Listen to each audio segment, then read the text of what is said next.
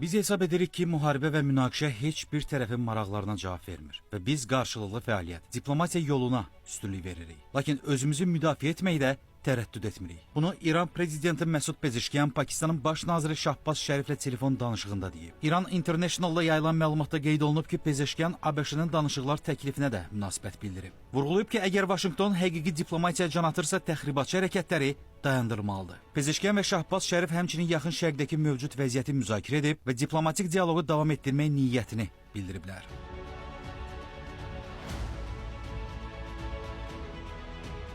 Hazırda bir neçə ölkə regionda tam miqyaslı müharibənin qarşısını almağa çalışır. Lakin onlardan heç biri Avropa ölkəsi deyil. Bunu isə İranın Xarici İşlər Naziri Abbas Arakçi X hesabında yazıb. Onun sözlərinə görə Avropa ancaq vəziyyəti qızışdırmaqla məşğuldur. Qeyd edək ki, Avropa İttifaqı İran İslam İnqilabı Keşikçilər Korpusunu terror təşkilatlarının siyahısına daxil edib.